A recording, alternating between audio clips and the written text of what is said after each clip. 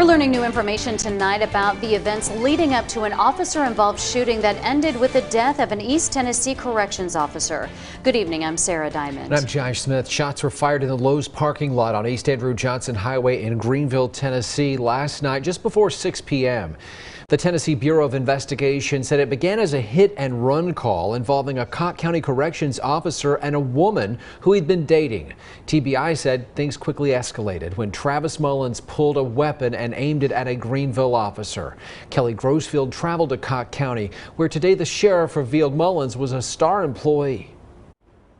Sheriff Armando Fontes tells us it was a somber day in Cocke County as many mourn the loss of both a co-worker and a friend. He had nothing but kind words to say about Mullins and tells us that his behavior last night was incredibly different from the man he's known these past years. Mullins reportedly pointed the gun at the Greenville officer, resulting in the officer firing shots, striking Mullins. He was pronounced dead at the scene. TBI continues to investigate the fatal officer-involved shooting that resulted in the death of 29-year-old Travis Mullins. A lot of officers that are very sad because they worked close with Travis, and you know he generally was a good man and a good person that was very dedicated. Mullins began working in the Cocke County Corrections Department back in August of 2017. Sheriff Fontes says he knew Mullins well and that these actions were uncharacteristic of him. In fact, he says he was a great employee who loved his job. He was a dedicated, honest, hard-working employee who loved his job.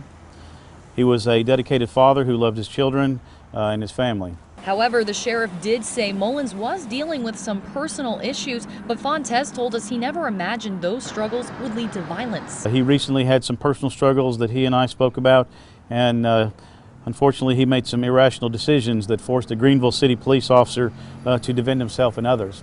While Cocke County is cooperating in the TBI's investigation, they do so while mourning a colleague and ask that he's not remembered by this one incident. We cannot judge a person by one single action in one single event where their uncharacterized behavior results in doing something that results in their own death.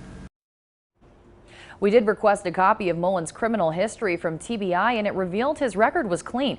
No one else was injured during this incident. As far as the Greenville officers involved in the shooting, one will return to work tomorrow. The other will return to work next week.